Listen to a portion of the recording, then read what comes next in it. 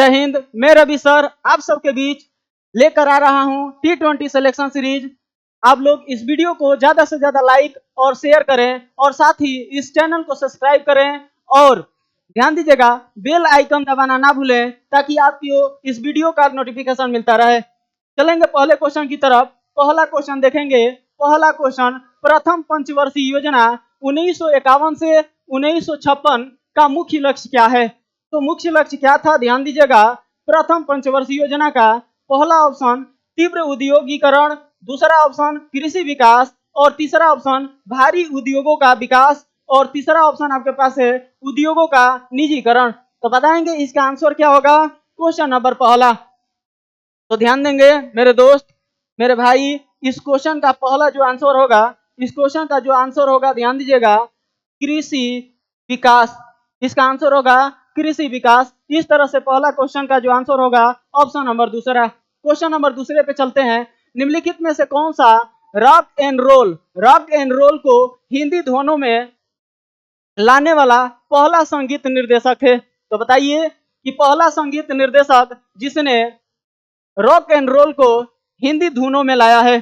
पहला ऑप्शन राहुल देव बर्मन, दूसरा ऑप्शन हरिप्रसाद चौरसिया और आपके पास तीसरा ऑप्शन है रविशंकर और चौथा ऑप्शन है जाकिर हुसैन। तो बताएंगे मेरे दोस्त इस क्वेश्चन का आंसर क्या होगा? तो ध्यान दीजिएगा इस क्वेश्चन का आंसर होगा ध्यान दीजिएगा राहुल देव बर्मन। तो इस क्वेश्चन का आंसर इस तरह से पहला।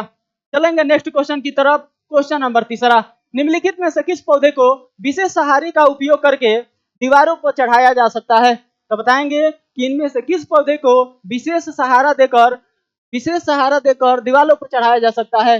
पहला ऑप्शन है कद्दू के पौधे, दूसरा ऑप्शन आपके पास है सूरजमुखी के पौधे और तीसरा ऑप्शन आपके पास है गुलाब के पौधे और चौथा ऑप्शन है आपके पास नींबू के पौधे। तो बताएंगे इसका आंसर क्या होगा? तो इसका आंसर बताना है कि इसका आंसर क्या होगा।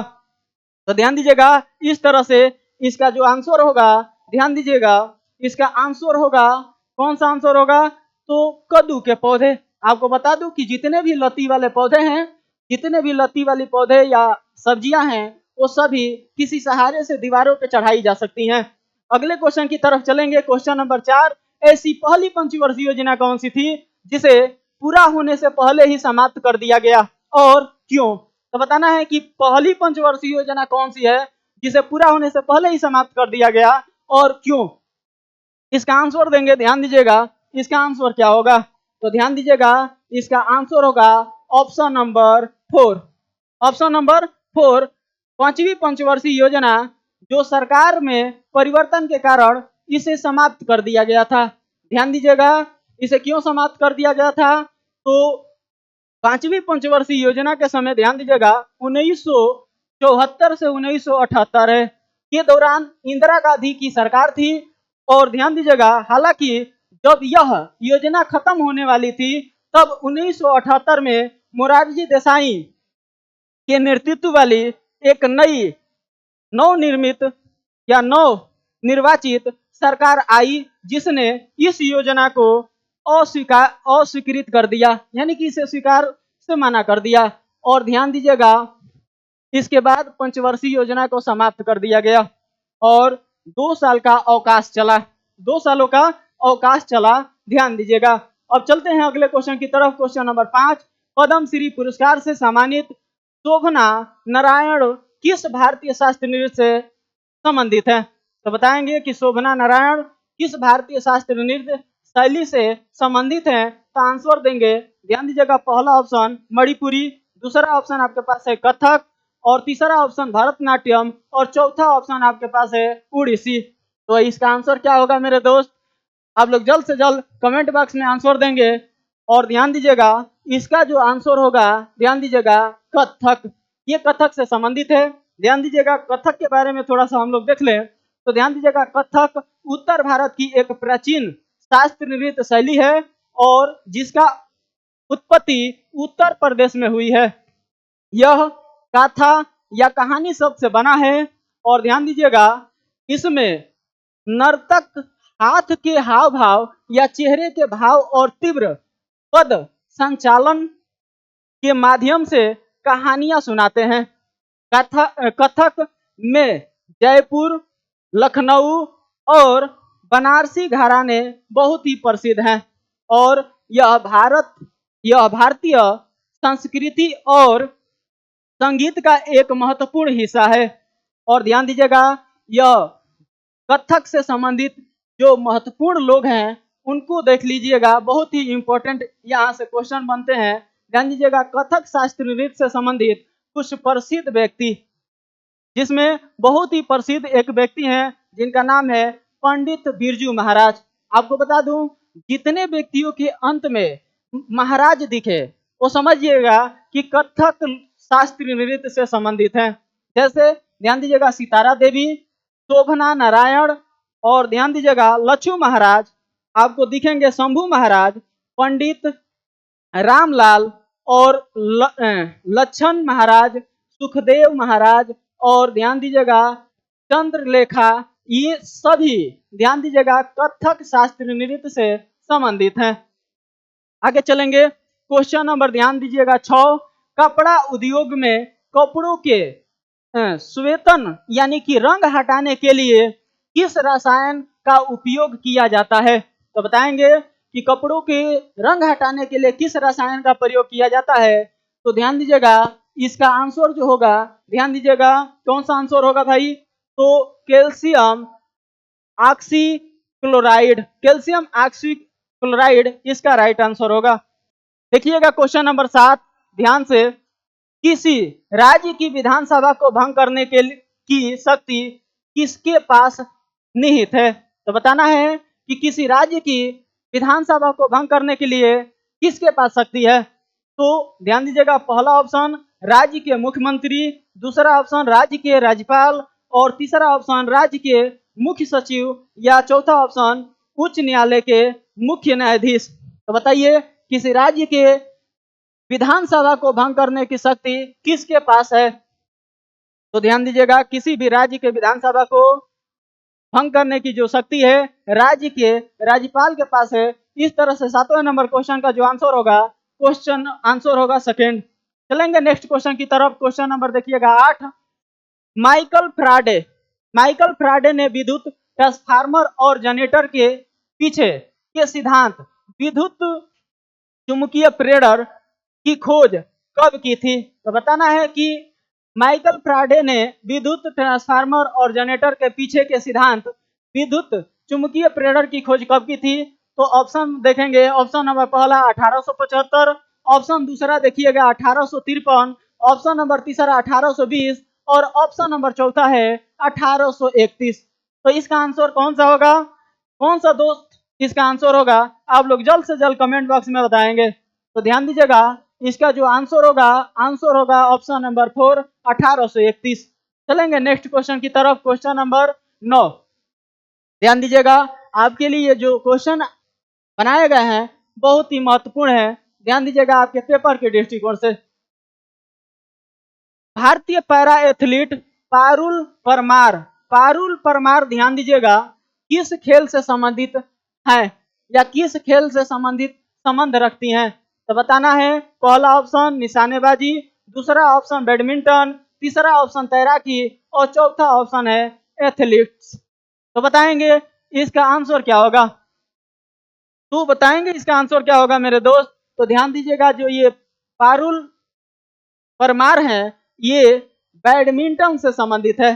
किससे संबंधित है? बैडमिंटन से। इस तरह से 9वें नंबर क्वेश्चन का जो आंसर होगा, आंसर नंबर होगा सेकंड। देखिएगा क्वेश्चन नंबर नेक्स्ट 10वां क्वेश्चन। बांग्लादेश के संविधान के अनुसार निम्नलिखित में से कौन सा बांग्लादेश का राज्य धर्म है? तो बताना है कि बांग्लादेश का राज्य धर्म कौन सा है। पहला ध्यान दीजिएगा, ऑप्शन देखेंगे इस्लाम, दूसरा ईसाई, तीसरा हिंदू, और चौथा बौद्ध धर्म। तो बताएंगे कौन सा आंसर होगा आपका? इस क्वेश्चन का आंसर आप लोग बताएंगे कि कौन सा सही होगा। तो ध्यान दीजिएगा, बांग्लादेश पाकिस्तान से कट कर अलग हुआ है। तो ध्यान दीजिएगा, पाकिस्तान एक इस्लामी कंट्री है, तो ये भी कैसा कंट्री होगा? इस्लामी कंट्री होगा। चलेंगे नेक्स्ट क्वेश्चन की तरफ।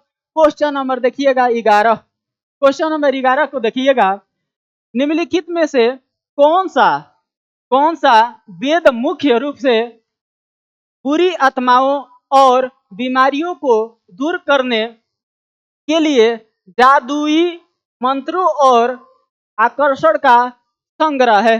तो बताएंगे कौन सा वेद। सीधा सीधा बता दूं तो जादू टोना से संबंधित है। तो बताएंगे दोस्त, पहला ऋग्वेद, दूसरा सामवेद, तीसरा अथर्ववेद और आपके पास चौथा ऑप्शन है यजुर्वेद। तो इसका आंसर क्या होगा मेरे दोस्त? इसका आंसर आप लोग बताएंगे मेरे भाई। जल्द से जल्द इसका आंसर कमेंट बॉक्स में देंगे और ध्यान दीजिएगा इसका आंसर क्या होगा मेरे दोस्त। और हर एक पेपर में आपको वेदों से सवाल देखने को मिलेगा।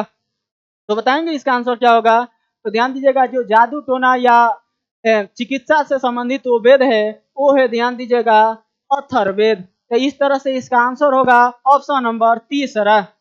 आपको वेदों के बारे में बता दूं तो ध्यान दीजिएगा, वेदों को बता दूं तो 4 आपके वेद हैं, ऋग्वेद, यजुर्वेद, सामवेद और अथर्ववेद। और ध्यान दीजिएगा इन चारों वेदों में देखिएगा, पहला वेद जो ऋग्वेद है यह सबसे प्राचीनतम वेद है और इसमें देवताओं की श्रुति में रची भजनों का संग्रह है। तो ध्यान दीजिएगा ऋग्वेद किससे संबंधित है? तो देवताओं की श्रुति में रची भजनों का संग्रह है। आप लोग देखिएगा यजुर्वेद ध्यान दीजिएगा यह यज्ञों और कर्म कांडों से संबंधित है। और देखिएगा अब आप लोग सामवेद ध्यान दीजिएगा संगीत में है, ये संगीत में है। और ध्यान दीजिएगा जिसमें ऋग्वेद के भजनों को गाने के लिए संगीत में रचनाएं हैं। और ध्यान दीजिएगा ये अथर्ववेद की बात हो जाए तो अथर्ववेद यह वेद तंत्र मंत्र, जड़ी बूटी और रोगों के उपचार से संबंधित वेद है। तो इस तरह से इन चारों वेदों को ध्यान दीजिएगा, इन चारों वेदों को आप लोग नोट डाउन कर लेंगे। यहाँ से हमेशा क्वेश्चन आपको देखने को पेपर में मिलेगा। चलेंगे नेक्स्ट क्वेश्चन की तरफ। क्वेश्चन नंबर 12 देखिएगा, निम्नलिखित में से किस अधिकार को जीवन का अधिकार और व्यक्तिगत स्वतंत्रता के अधिकार का एक घटक माना जाता है? तो ध्यान दीजिएगा कौन से अधिकार को जीवन का अधिकार और व्यक्तिगत स्वतंत्रता के अधिकार का एक घटक माना जाता है? तो बताएंगे मेरे दोस्त इसमें से कौन सा आंसर आपका होगा। तो बताएंगे राइट टू फ्रीडम कौन सा होगा भाई? तो ऑप्शन नंबर पहला देखिएगा अभिव्यक्ति की स्वतंत्रता का अधिकार, ऑप्शन नंबर दूसरा देखिएगा समानता का अधिकार, ऑप्शन नंबर तीसरा देखिएगा निजता का अधिकार और ऑप्शन नंबर चौथा आपके पास है संपत्ति का अधिकार। तो इसका आंसर क्या होगा? तो इसका आंसर होगा, ध्यान दीजिएगा, आंसर होगा ऑप्शन नंबर तीसरा निजता का अधिकार। ठीक है, चलेंगे आप लोग को बता दूं कि निजता का अधिकार क्या है। तो जिसे ध्यान दीजिएगा निजता का अधिकार को बता दूं तो जिसे ध्यान दीजिएगा राइट टू प्राइवेसी भी कहा जाता है। ध्यान दीजिएगा इसे राइट टू प्राइवेसी भी कहा जाता है। एक ऐसा अधिकार है जो किसी व्यक्ति को अपनी व्यक्तिगत जानकारी गतिविधियों और आस्थानों को निजी रखने की अनुमति देता है और जब तक यह अनुमति सर्वमान्य होगी जब सार्वजनिक हित या चिंता का विषय ना हो। और ध्यान दीजिएगा यह अधिकार व्यक्तियों को अपनी व्यक्तिगत जानकारी पर नियंत्रण रखने, अपनी गोपनीयता बनाए रखने और बिना किसी अनुमति या अनुचित हस्तक्षेप के अपने जीवन जीने की अनुमति देता है। तो ध्यान दीजिएगा ये निजता का अधिकार है, इसके बारे में आप लोग एक बार देख लेंगे। चलेंगे नेक्स्ट क्वेश्चन की तरफ। क्वेश्चन नंबर 13, कलिंग महोत्सव किस राज्य में मनाया जाता है? तो बताना है कि कलिंग महोत्सव किस राज्य में मनाया जाता है मेरे भाई मेरे दोस्त। ऑप्शन नंबर पहला कर्नाटक, ऑप्शन नंबर दूसरा महाराष्ट्र, ऑप्शन नंबर तीसरा ओडिशा, ऑप्शन नंबर चौथा असम है। तो बताएंगे कि कलिंग महोत्सव किस राज्य से संबंधित है या किस राज्य में मनाया जाता है। तो ध्यान दीजिएगा इसका आंसर जो होगा आंसर होगा ऑप्शन नंबर तीसरा उड़ीसा। ध्यान दीजिएगा उड़ीसा का पुराना नाम कलिंग है। चलेंगे नेक्स्ट क्वेश्चन नंबर 14, 1947 में जब भारत को स्वतंत्रता प्राप्त हुई स्वतंत्रता प्राप्त हुई तब ब्रिटिश प्रधानमंत्री कौन थे? तो बता दीजिए कि 1947 में जब भारत स्वतंत्र हुआ या आजाद हुआ तो उस समय ब्रिटिश प्रधानमंत्री कौन था? अकॉर्डिंग टू ऑप्शन आप लोग बताएंगे कौन था। तो ध्यान दीजिएगा, इसका जो आंसर होगा ऑप्शन नंबर तीसरा, यानी कि क्लेमेंट एटली। एटली। चलेंगे नेक्स्ट क्वेश्चन की तरफ। क्वेश्चन नंबर देखिएगा 15। पंचवर्षीय योजना का निम्नलिखित में से कौन सा लक्ष्य सीधे जनता से संबंधित है? तो बताएंगे कि पंचवर्षीय योजना का निम्नलिखित में से कौन सा लक्ष्य सीधे जनता से संबंधित है।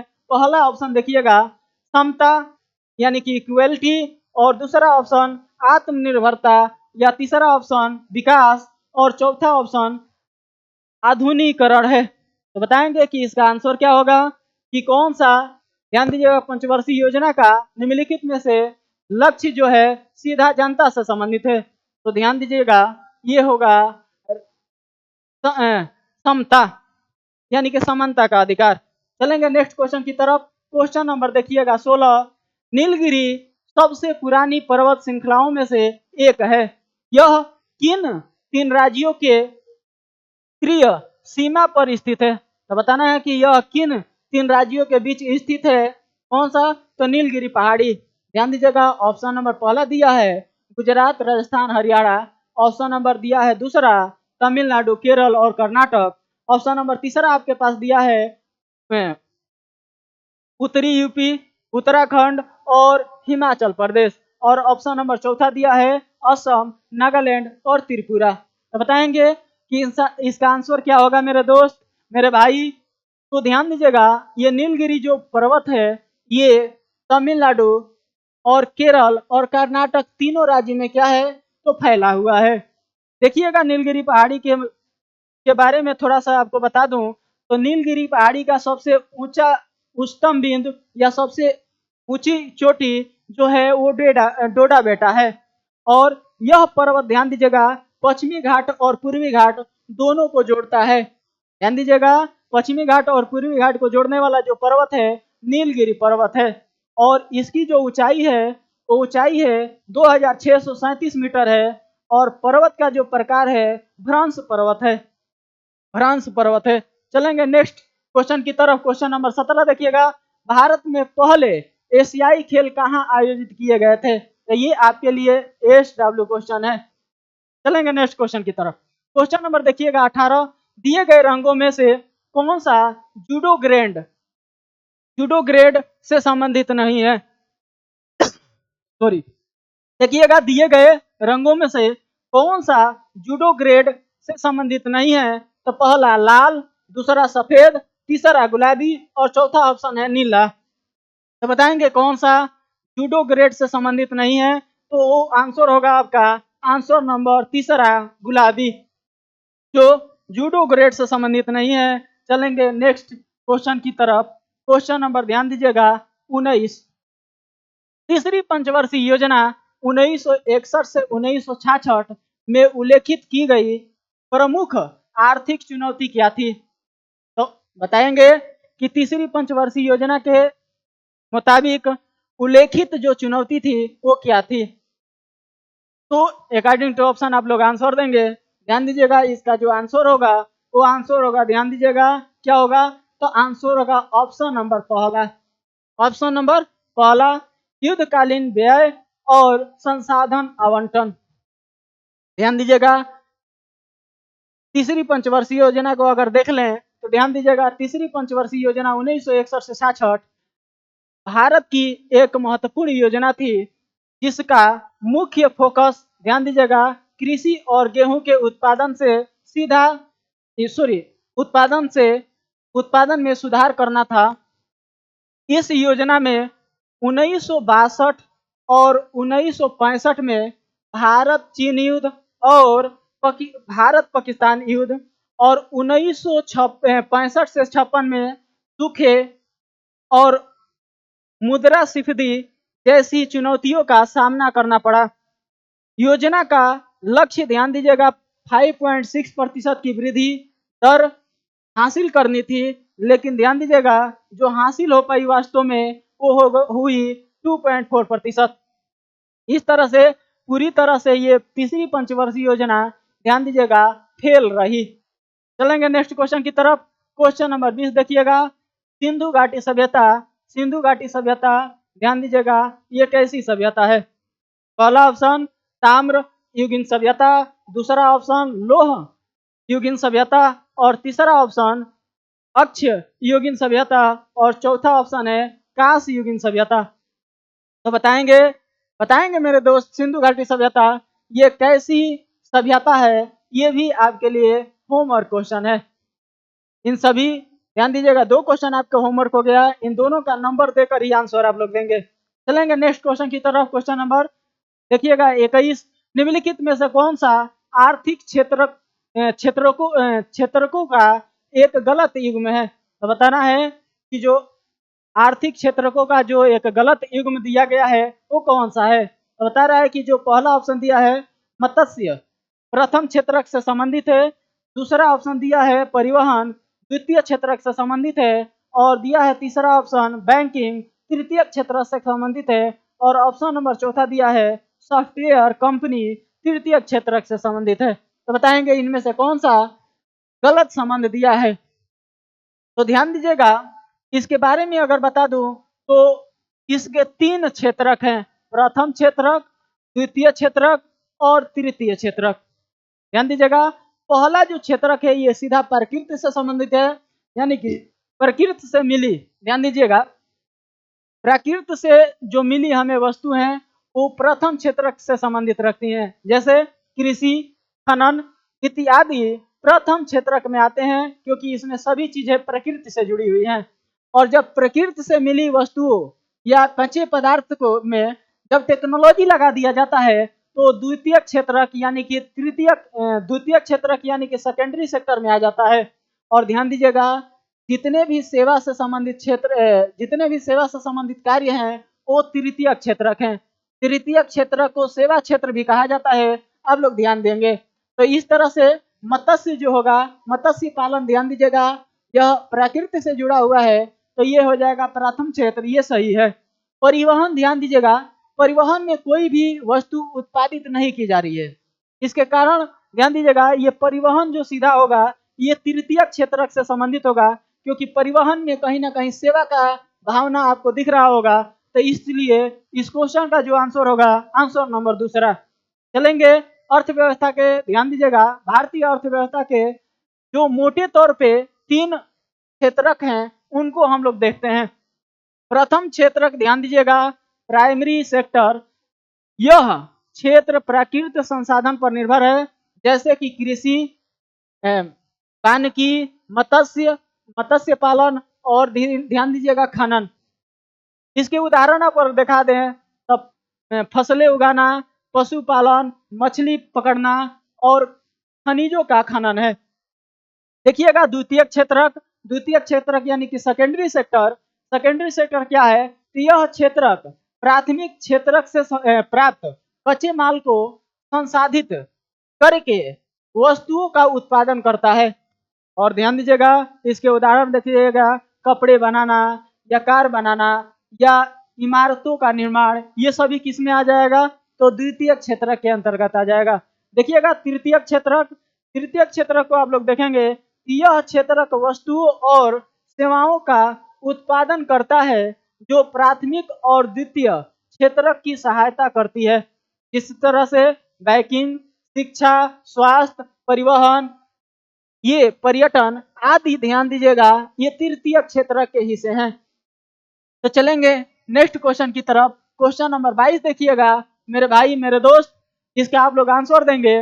भारत की मुख्य भूमि 8 डिग्री 4 मिनट उत्तरी अक्षांश से किस अक्षांश के बीच फैली हुई है? बताएंगे। ऑप्शन नंबर पहला ऑप्शन दिया है 68 डिग्री 7 मिनट उत्तरी अक्षांश। ऑप्शन नंबर दूसरा दिया है 37 डिग्री 6 मिनट उत्तरी अक्षांश। ऑप्शन नंबर तीसरा दिया है 97 डिग्री 25 मिनट उत्तरी अक्षांश। और ऑप्शन नंबर चौथा दिया है 23 डिग्री 30 मिनट उत्तरी अक्षांश। तो बताएंगे कि भारत का जो विस्तार है वो क्या है, अक्षांशीय विस्तार भारत का क्या है? तो ध्यान दीजिएगा, भारत का जो अक्षांशीय विस्तार है, भारत का जो अक्षांशीय विस्तार है, ध्यान दीजिएगा 8 डिग्री 4 मिनट से 8 डिग्री 4 मिनट से ध्यान दीजिएगा 37 डिग्री 6 मिनट तक है। ध्यान दीजिएगा, भारत का जो अक्षांशीय विस्तार है 8 डिग्री 4 मिनट से लेकर 8 डिग्री 4 मिनट से लेकर 37 डिग्री 6 मिनट उत्तरी अक्षांश के बीच भारत फैला हुआ है। अगर भारत का देशांतरीय विस्तार आपको बता दूं तो भारत का देशांतरीय विस्तार ध्यान दीजिएगा 37 डिग्री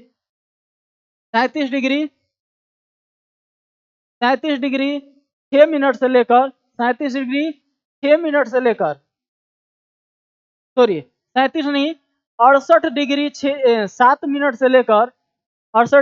मिनट से लेकर ये 97 डिग्री 25 मिनट के अंतर्गत आता है। तो ध्यान दीजिएगा, भारत का अक्षांशीय विस्तार और देशांतरीय विस्तार को देखिएगा।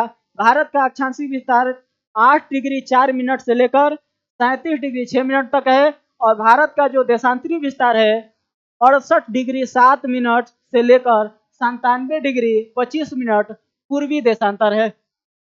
इसके बारे में अगर दिखा दूं तो भारत का जो अक्षांशीय विस्तार है 8 डिग्री 4 मिनट उत्तरी अक्षांश से लेकर 37 डिग्री 6 मिनट उत्तरी अक्षांश तक है। और देखिएगा, भारत का देशांतरीय विस्तार 68 डिग्री 7 मिनट पूर्वी अक्षांश से लेकर पूर्वी देशांतर से लेकर 97 डिग्री 25 मिनट पूर्वी देशांतर के बीच है। ठीक है, चलेंगे नेक्स्ट क्वेश्चन की तरफ। क्वेश्चन नंबर देखिएगा 23। उत्तर पश्चिम में भारत किन दो देशों के साथ स्थलीय सीमा साझा करता है? तो बताना है कि भारत उत्तर पश्चिम में किन दो देशों से सीमा साझा करता है। तो ध्यान दीजिएगा, ऑप्शन पहला पाकिस्तान तथा अफगानिस्तान, ऑप्शन दूसरा चीन तथा नेपाल, ऑप्शन नंबर तीसरा म्यांमार तथा बांग्लादेश और ऑप्शन नंबर चौथा है श्रीलंका तथा मालदीव। तो बताएंगे मेरे दोस्त कि क्वेश्चन नंबर 23वां का जो आंसर होगा कौन सा होगा। तो ध्यान दीजिएगा, भारत के उत्तर पश्चिमी क्षेत्र से जो लगे हुए देश हैं वो है पाकिस्तान और अफगानिस्तान। तो इस तरह से इसका आंसर होगा पहला। ध्यान दीजिएगा, इस टेस्ट सीरीज के माध्यम से आपको 20 से 25 क्वेश्चन का रिवीजन बहुत ही शॉर्ट तरीके से कराया जाएगा और हर एक क्वेश्चन को डिटेल में ध्यान दीजिएगा बताया जाएगा। तो इस तरह से आप लोग सभी सीरीजों को आप लोग देखते रहेंगे और इस वीडियो को लाइक और शेयर करना ना भूलेंगे। ठीक है मेरे दोस्त, जय हिंद जय भारत। फिर मिलते हैं नेक्स्ट वीडियो में।